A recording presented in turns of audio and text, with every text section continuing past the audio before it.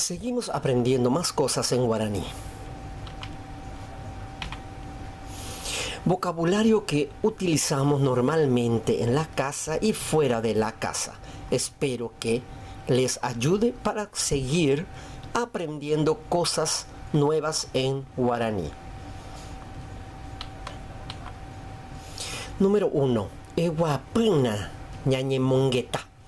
Ewapuna ñañemongueta.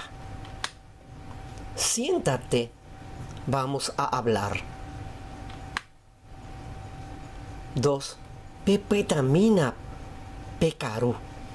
Pepetamina pecaru. Quédense a comer. 3. Equena coapetente.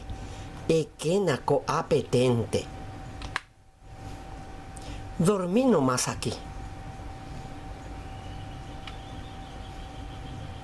4. Aninan de poshuti. Aninan de poshuti. No te vayas a enojar.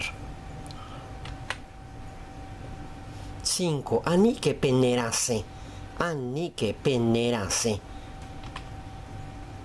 No vayan que a llorar. 6. Jeuque neponja. Jeuque neponja. Toma que tu remedio.